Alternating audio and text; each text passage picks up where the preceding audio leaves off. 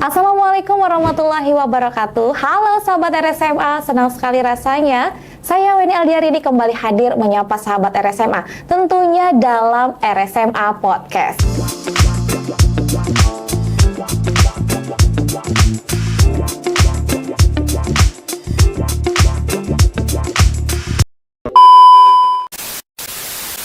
Dan pada kesempatan ataupun episode kali ini, sebelum kita membahas temanya, percayakah apabila saya mengatakan bahwa seseorang dapat menderita penyakit ataupun di usia muda tanpa gejala dan stroke di usia muda?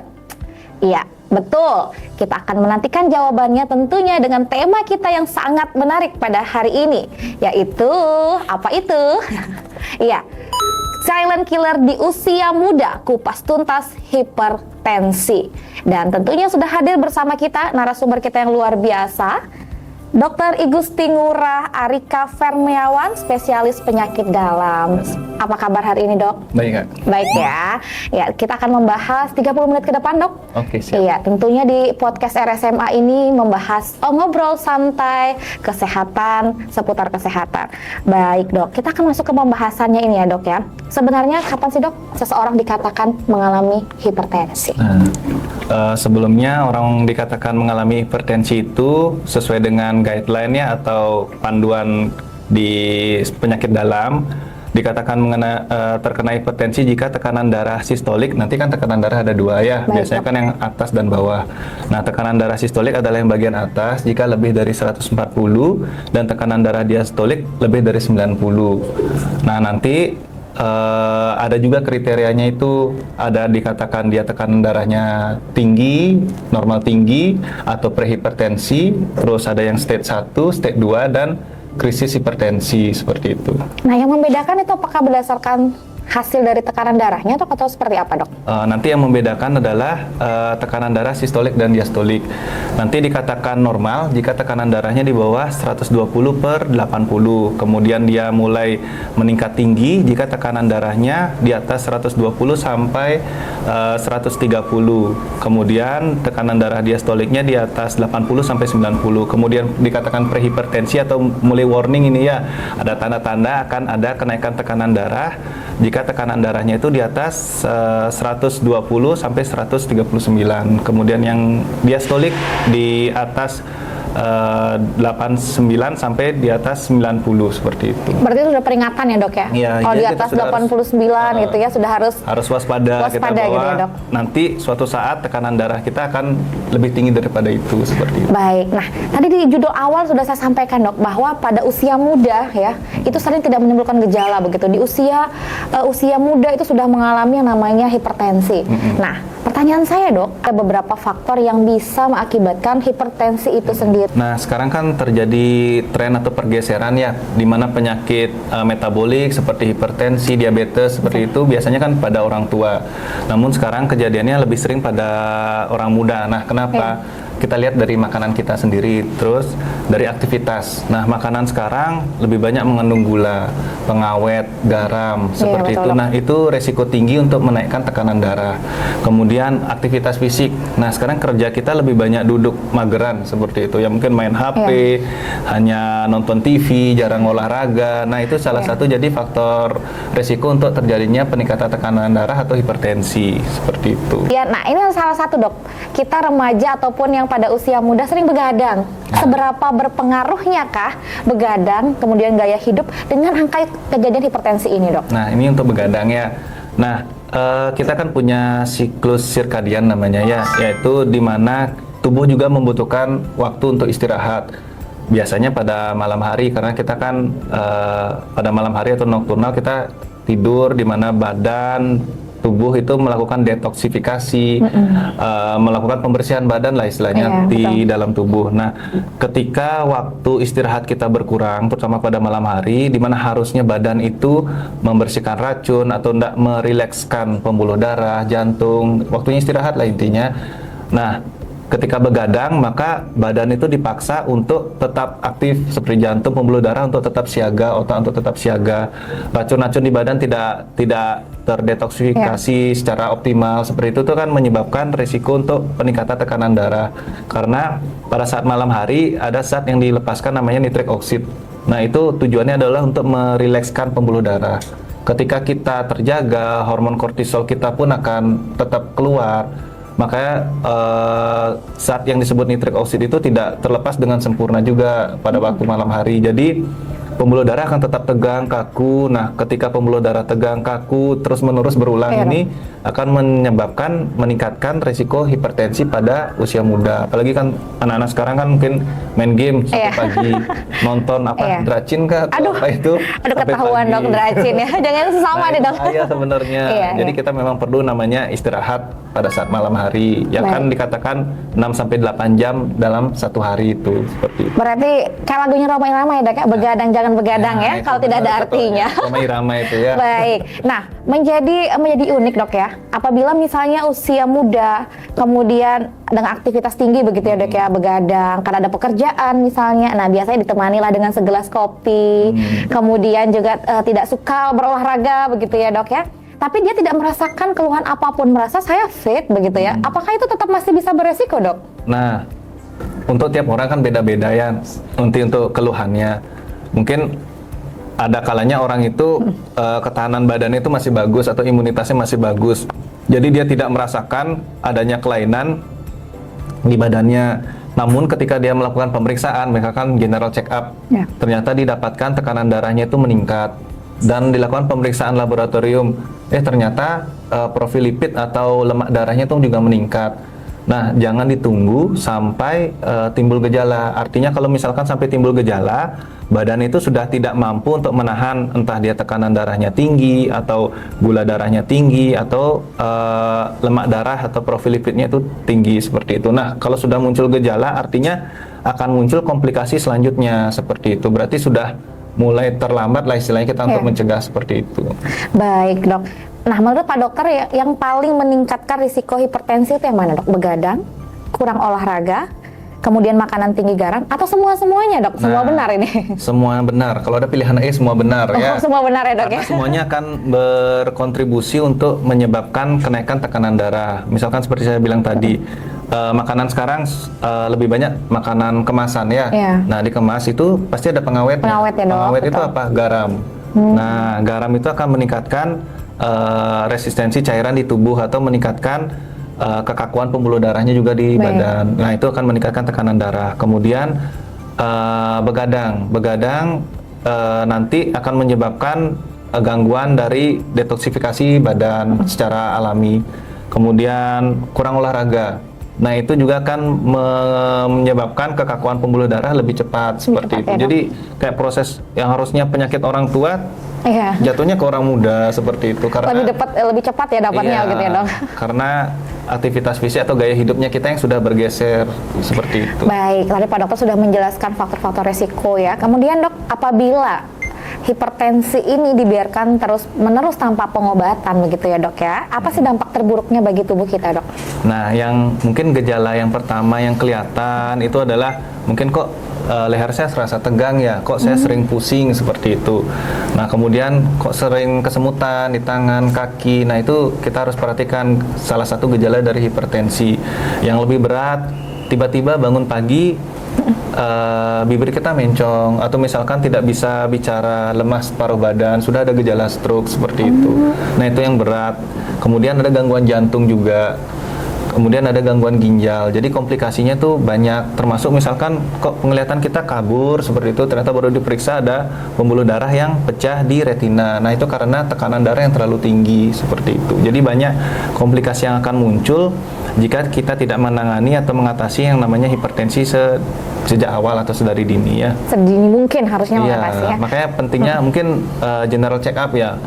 Apalagi dengan aktivitas dengan gaya hidup sekarang, lebih seringlah kita mungkin memeriksakan diri ya, setidaknya minimalnya tekanan darah, seminggu sekali seperti itu. Jadi kita tahu perjalanan tekanan darah kita. Oh, ini ternyata sudah mulai naik, kita harus mulai waspada nih seperti itu. Baik. Iya, baru saya mau tanyakan tadi dok ya, kalau segitu banyak komplikasi yang terjadi begitu, bagaimana dong dok cara kita mengobati atau mengontrol hipertensi tersebut begitu ya? Kalau tadi kita sudah membahas, ini kita udah terkena nih dok ya, kemudian sudah mengalami yang namanya beberapa gejala begitu. Bagaimana dok cara kita mengontrol ataupun mengobati hipertensi ini? Kalau mengontrol, pertama kan yang paling penting adalah kita modifikasi gaya hidup lah bisa dibilang ya. Mulai dari atur pola makan, kurangilah makanan yang berpengawet seperti itu. Kemudian lebih banyak makan serat atau sayur, buah yang alami. Kemudian olahraga itu yang penting karena kita seringkali sudah diet teratur, atur pola makan yang bagus, tapi olahraga kita kurang. Seperti itu. Entah olahraganya itu aktivitas fisik yang bersifat aerobik ya. Bisa 3-4 kali seminggu ya, setidaknya 30-60 menit itu rutin. Nah, itu akan menjaga patensi atau kelenturan dari pembuluh darah kita. Jadi tidak akan mengurangi resiko dari hipertensi atau peningkatan tekanan darah. Kemudian untuk mengobati seandainya tekanan darah sudah meningkat. Nah, nanti ada beberapa obat yang akan diberikan oleh dokter tergantung dari hasil tekanan darah yang didapat pada saat itu. Bisa satu obat atau single dose atau misalkan kombinasi 2 obat atau 3 obat tergantung dari kondisi pada saat itu dan penyakit atau komplikasi yang sudah ditemukan seperti itu. Baik ya dok, artinya harus anti mager ya dok ya, malas gerak. Aduh ini kayaknya agak PR ya dok ya untuk mungkin teman-teman ataupun sahabat RSMA di rumah yang dimana aktivitasnya sekarang depan komputer begitu ya dok ya, kemudian ya depan HP begitu ya, harus TV meningkat. Nonton TV, tapi kayaknya TV udah agak tertinggal nggak sih dok? Oh, ya, sudah di HP semua ya. Udah sosial media dok, sudah dalam jangkauan luas di HP gitu ya, wah bahaya nih ya. Iya, jadi Pak Dokter juga olahraga ya dok ya, rutin. Harus. Baik. Masa ini dokter tidak memberikan contoh yang baik ya. Jadi olahraganya bebas ya dok ya? Bebas ya, yang tadi ditekankan minimal 30 menit begitu. Olahraganya ya, apakah ada yang disarankan mungkin begitu yang dok? aerobik ya, mungkin kan ada olahraga yang sifatnya strength atau membangun massa otot, atau yang aerobik untuk membakar kalori seperti itu. Yang disarankan adalah sifatnya aerobik. Aerobik itu dalam artian gerakan aktif ya. Oh, gerakan aktif ya. Bukan senam aerobik maksudnya dok? Oh bukan. Oh, bukan sih.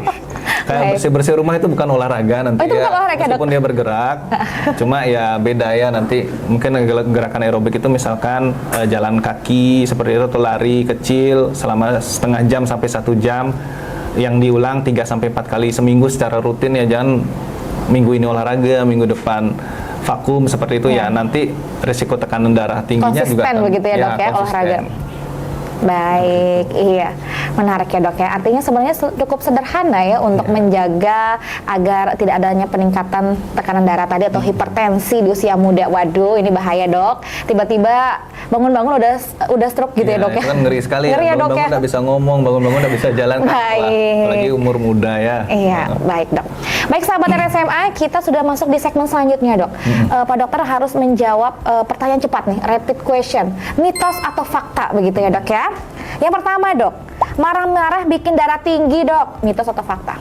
Itu mitos ya. Cuman nih ya, kalau misalkan saat marah-marah kita ukur tensi pasti akan naik. Nah iya. Tapi tidak permanen ya, karena kan itu ada pelepasan hormon yang namanya adrenalin, kortisol. Jadi otomatis denyut jantung meningkat cepat. Nah itu juga akan mempengaruhi tekanan darah. Tapi itu mitos ya. Itu mitos ya berarti dok ya, mitos. Berarti bohong ya kalau misalnya dibilang orang dengan emosi tinggi itu pasti hipertensi gitu ya? Enggak juga ya? Bisa iya, bisa enggak gitu? Iya, tergantung siapa tuh udah punya tensi tinggi, ternyata dia marah-marah, tambah tinggi lagi. Tambah tinggi lagi. Baik, yang kedua dok, nah ini juga menjadi mitos fakta yang sering beredar di masyarakat. Makan daging kambing bisa langsung hipertensi? Oh enggak, itu mitos ya. Daging kambing ataupun daging yang lainnya intinya kan mengandung kolesterol. Nah jika dikonsumsi secara berlebihan terus-menerus, otomatis dia akan menyebabkan kaku pembuluh darah atau penyempitan pembuluh darah.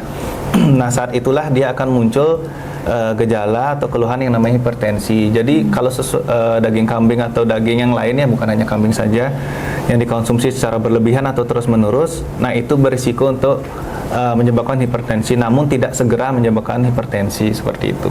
Baik dok, yang selanjutnya dok, bahwa hipertensi ini hanya menyerang orang dengan obesitas, artinya tidak beresiko pada pasien ataupun orang kurus. Oh, jangan salah. Oh, jangan salah dok, Kalau misalnya bahaya orang nih. kurusnya itu Iya, ini Dok. jarang gerak, jarang olahraga, Aduh, mager lagi gitu ya dok. bisa menyebabkan hipertensi. Jadi jangan memandang fisik ya, bisa orang yang kurus ataupun orang yang gemuk akan menderita hipertensi. Namun orang yang gemuk atau obesitas berisiko lebih tinggi untuk menderita hipertensi dan penyakit metabolik lain seperti diabetes ataupun penyakit dislipid atau kelebihan dari kadar lemaknya itu. Baik. Gitu. Nah dok, ini menarik. Apakah hipertensi ini merupakan penyakit keturunan? Biasanya orang tua hipertensi, apakah anak akan hipertensi? Jadi dikatakan hipertensi merupakan penyakit keturunan, mitos atau fakta? Itu bisa mitos, bisa fakta ya, karena peran genetik pasti tetap ada. Tetap ya dok. Misalkan ternyata keturunan ada gangguan ginjal seperti itu, maka dia akan ada gangguan pembuluh darah dan ginjal yang menjadi faktor jadi pencetusnya hipertensi. Namun genetik berperannya untuk sekarang itu sangat kecil ya. Lebih banyak yang berperan adalah gaya hidupnya kita, dari makanan, olahraga, aktivitas fisik, itu yang berperan sekarang. Jadi keturunan atau genetik itu memang ada perannya, cuman sangat kecil. Yang lebih berperan besar hampir 90% itu adalah dari gaya hidupnya kita atau aktivitas fisiknya kita, seperti itu. Baik, yang selanjutnya dok, bahwa hipertensi ini sebagian besar menyerang atau akan menyerang pada kaum Adam atau laki-laki, mitos atau fakta dok? Oh, itu mitos juga ya. Oh, mitos juga, Dok, ya? Mau laki-laki perempuan, kembali ke penjelasan sebelumnya, itu kalau laki-lakinya dia rajin olahraga, makannya teratur, dan dia untuk resiko tekanan darah tinggi itu juga akan berkurang, seperti itu. Jadi mau perempuan atau laki-laki itu memiliki faktor risiko atau kecenderungan akan terkena hipertensi yang sama jika dia tidak bisa menjaga pola makan, dia tidak bisa menjaga atau melakukan aktivitas fisik yang bagus, seperti itu. Jadi sama semua. Sama ya dok ya, mau cewek tidak memandang gender Tidak begitu memandang ya gender. dok. Baik. Nah, menjadi pertanyaan selanjutnya dok, mitos atau fakta bahwa pasien dengan hipertensi harus mengkonsumsi obat seumur hidup? Nah, yang itu ditakutkan pasien biasanya, Iya. ya apakah saya akan mengkonsumsi obat seumur hidup? Jawabannya enggak. Karena nanti yang penting kontrol atau monitoring itu yang paling penting dalam mengendalikan namanya hipertensi. Nanti obat yang diberikan bisa single dose, dual dose, atau obat kombinasi lainnya tergantung dari tekanan darah yang ditemukan pada saat awal pemeriksaan. Nah, ketika kontrol atau dilakukan monitoring secara rutin, tekanan darahnya terkontrol bagus, maka dokter akan mencari dosis yang minimal untuk diberikan ke pasien untuk mempertahankan tekanan darahnya seminimal mungkin atau mendekati normal, seperti itu. Jadi mungkin awalnya 2 obat seperti itu diberikan. Kemudian setelah beberapa minggu tekanan darahnya turun dan mendekati normal, coba turunkan 1 obat, ternyata bisa dipertahankan selama 1 minggu, maka nanti yang 1 obat itu yang akan dipakai. Jadi bahkan bisa nanti dicoba untuk di stop obatnya, apakah tekanan darahnya akan tetap normal. Jika tetap normal maka bisa di stop. Yang penting pasien juga bisa melakukan modifikasi gaya hidupnya, itu yang paling penting. Maka dari tadi saya tekankan adalah modifikasi gaya hidup agar tidak bergantung pada obat terus. Cuman jika tidak bisa dengan modifikasi gaya hidup, maka obat itu diperlukan, seperti itu. Berarti ada kemungkinan begitu ya dok untuk tidak mengkonsumsi obat terus-menerus Ya. apabila bisa memodifikasi gaya hidup tadi ya, Ya, dok ya poinnya itu yang ya. penting, ya. Ya, berarti itu yang beredar kan di masyarakat itu nggak boleh nih, jadi harus tetap tiap hari begitu. Walaupun sudah tensinya normal harus tetap konsumsi itu ya dok ya. Nanti kalau tensinya normal, nanti kan dokter akan menurunkan dosisnya, entah menurunkan dosis, menurunkan jumlah kombinasi obatnya. Intinya sampai pasien itu dengan tekanan darah senormal mungkin, seminimal mungkin untuk dosis obat dan jenis obatnya, seperti itu. Jadi jangan khawatir, mungkin semuanya akan takut, waduh saya udah kena hipertensi nih, bakal minum obat lama, seperti itu. Dan mungkin ada mitos, saya minum obat tensi mungkin seumur hidup, nanti ginjal saya rusak, seperti itu, atau jantung saya rusak. Nah, sebenarnya enggak.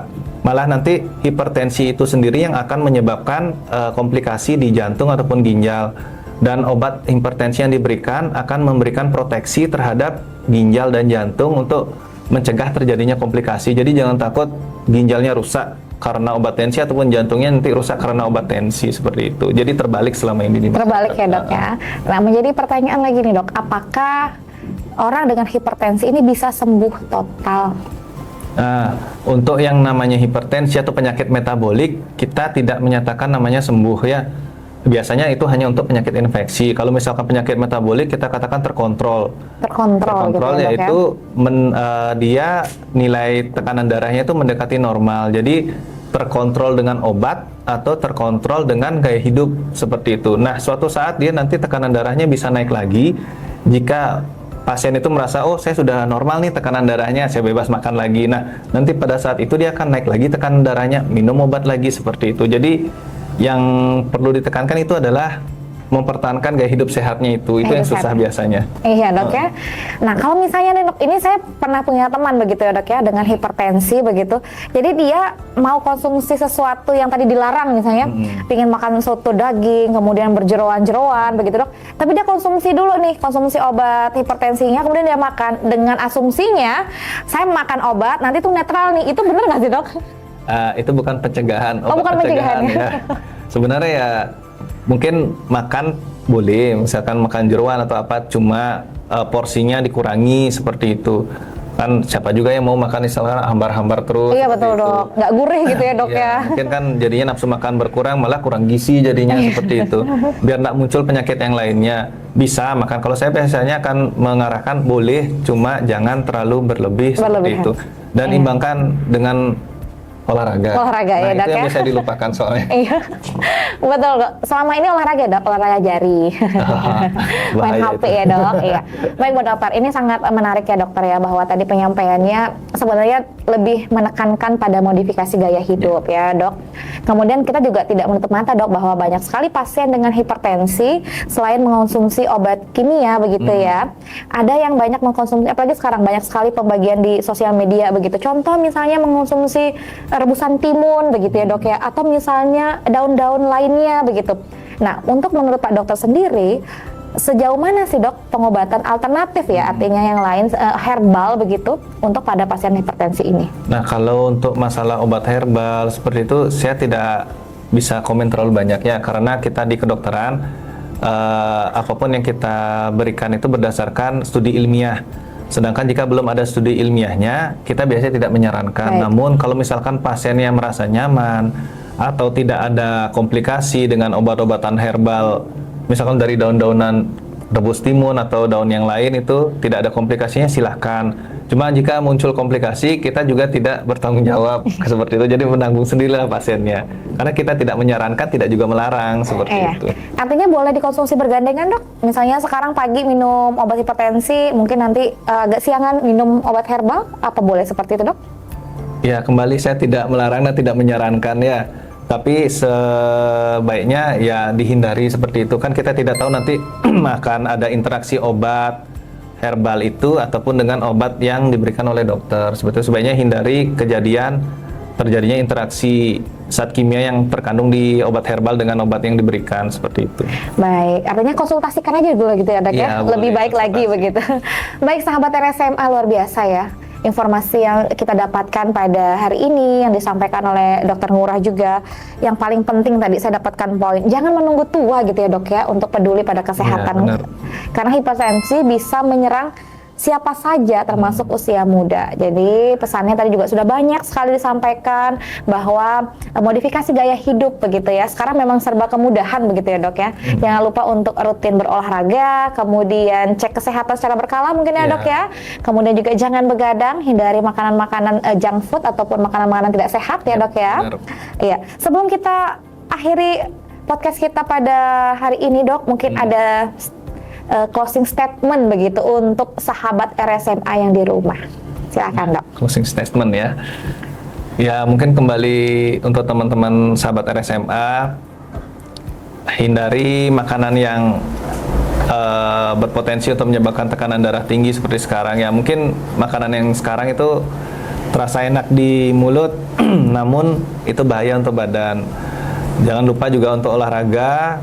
Karena olahraga itu penting untuk menjaga kebugaran kita, menjaga potensi pembuluh darah kita, dan istilahnya olahraga itu untuk menabung otot untuk usia tua. Jadi kita tidak mengalami frailty istilahnya atau kerapuhan di usia tua. Jadi kita juga bisa menghindari penyakit-penyakit metabolik yang akan muncul seperti hipertensi, diabetes, penyakit ini kadar lemak darah yang terlalu tinggi ataupun osteoporosis nantinya.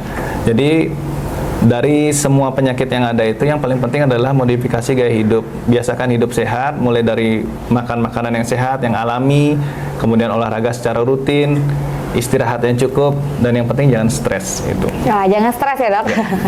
Baik Pak Dokter, terima kasih Pak Dokter ya penjelasan yang sangat jelas begitu ya. Bagaimana kita bisa mengenali tanda-tanda gejala, kemudian bagaimana kita mengoptimalkan untuk pencegahan dan pengobatannya tentunya.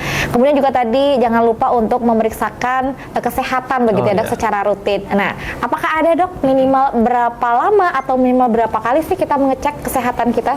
Nah, tergantung dari kondisi badan masing-masing ya, kan tiap personil atau individu beda-beda. Seandainya untuk pertama kali medical check up, kalau seandainya ditemukan normal, tidak ada masalah, bisa tiap 6 bulan atau 1 tahun sekali. Namun, jika ada masalah seperti gangguan ginjal atau penyakit peningkatan tekanan darah atau peningkatan dari kadar lemak darah, itu disarankan mungkin tiap 3 bulan sekali bisa diperiksa.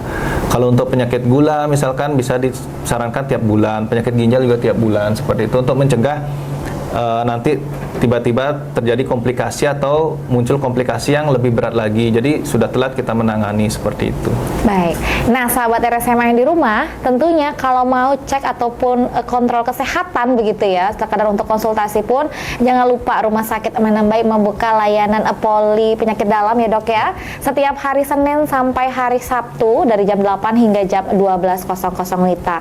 Tentunya jangan tunggu ada keluhan baru datang berobat. Rumah sakit siap menerima, kemudian siap dikunjungi oleh sahabat RSMA di rumah. Baik Pak Dokter, tidak terasa 30 menit kita ya sudah di titik penghabisan begitu ya dok ya.